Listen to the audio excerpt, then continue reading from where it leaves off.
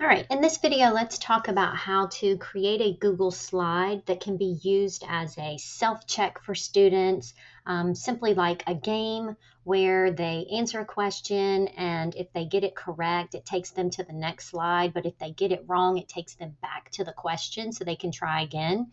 So this is super easy. Let's take a look at how to get it started. So first I'm going to get the slideshow started. So this is about Tom the turkey, and he's nervous and doesn't want to get eaten for dinner, so you have to help him escape, right? And so students begin, and they have a little statement up here to help them get started, and then they click on next.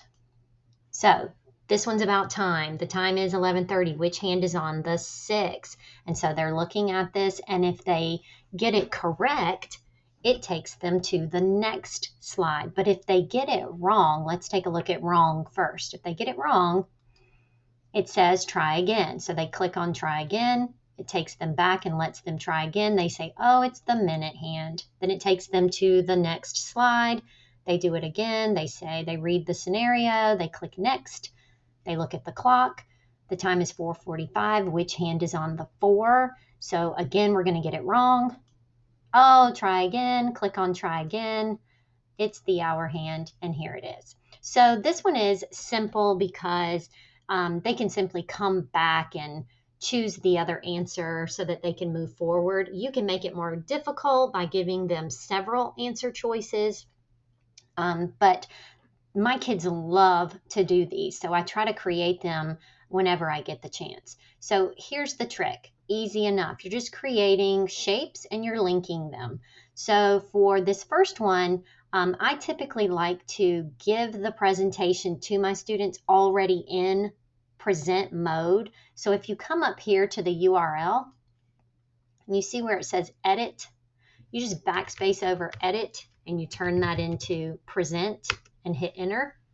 And now it's in presentation mode. And so you can just copy this link, the URL, and you give that to your students. And then when they get it, it's automatically in presentation mode, and they don't have to worry about putting it in presentation mode or you worrying about that it needs to be in presentation mode. So that's just a quick, easy trick. Then when you are creating your buttons, so let's take a look. All I did was I went right here. I got a shape. We'll just say it's a square, a rectangle right here, and then you can fill it in with colors if you want to. You can give it an outline. You can make that line thick if you want to, and then you come in here. You say what you want it to be. So next, right? And then you can format that.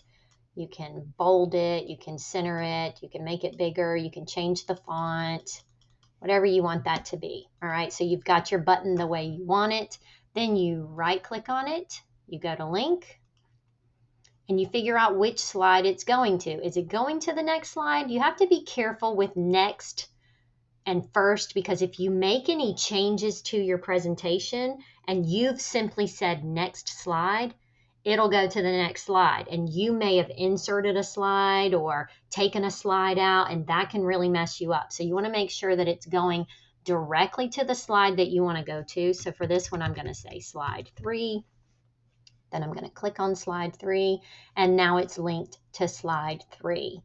All right, and then when I go here, same thing. I just inserted a shape. I made it look the way I wanted it to look, and then I just right click and link it to make sure that it's going to the correct place. Now I will give you another trick, because if you notice here, students could accidentally, because I put the text directly into it, this is okay. But students, if you do a text box, they could click on the text box by accident. So sometimes when I'm creating buttons like this, I will create the button and put my text in it and make it look the way I want. And then sometimes I'll come back and I will stick a transparent rectangle right on top of it. And so I will make this one transparent, and I'll make the lines transparent so you can't see it. And then I will link that transparent box.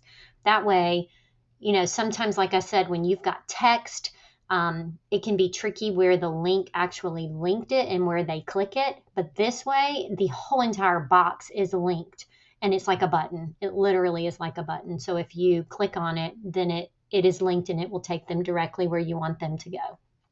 So the hardest part in this is just making sure that your slides are in the correct order, making sure your buttons are going where you want them to go.